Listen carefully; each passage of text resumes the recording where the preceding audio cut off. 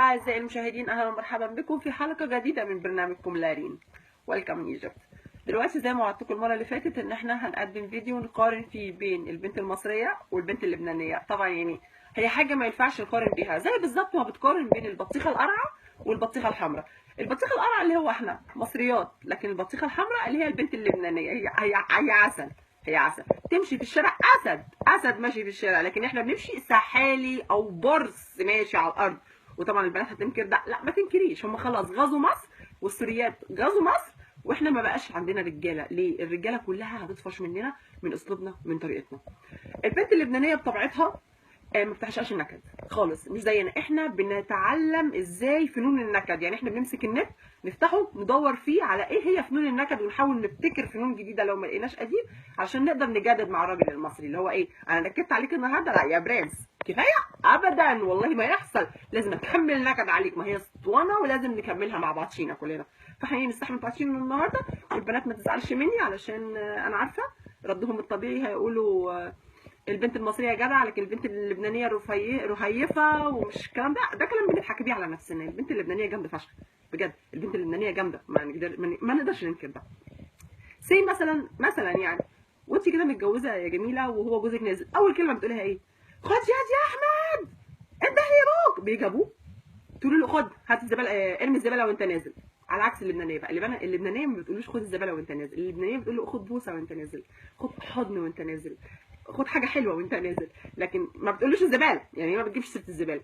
وهو جاي من الشغل، المصريه بتتصل بيه، هو الراجل حابه عين امه جاي من الشغل تعبان، فاكر ان مراته بتتصل بيه بتقول له حبيبي اخبارك ايه، عامل ايه، انت بقيت كويس؟ لا خالص يا حبيبي، لا اطلاقا ما بتقولكش كده.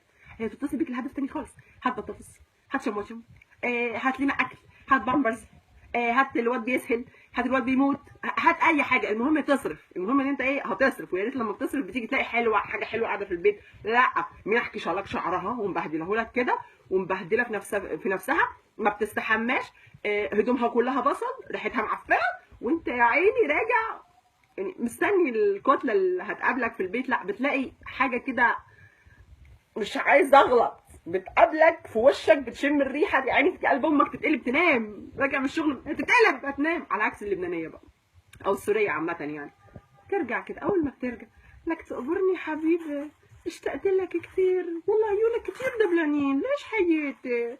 تفضل بقى يعني تعمل لك في كمادات ومساج ومش عارفه ايه، عسل، هي عسل بكل طريقتها اصلا، هي دول كتله عسل وقع علينا من الارض.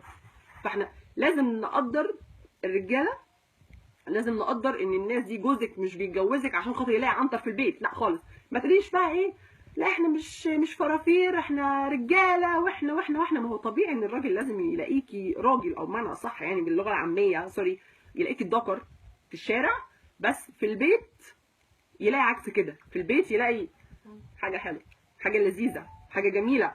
البنت المصريه مثلا هما بيتجوزوا مثلا في بدايه الجواز تقول له امك ما جابتش النيش اللي انا قايلها عليه، امك ما جابتش مش عارفه ايه، امك تيجي تقول لها يا حبيبتي انا مش قادره اجيب لك مثلا، خلينا نختار حاجه لذيذه ألذ من دي، او حاجه عادي انا مش معايا فلوس يعني.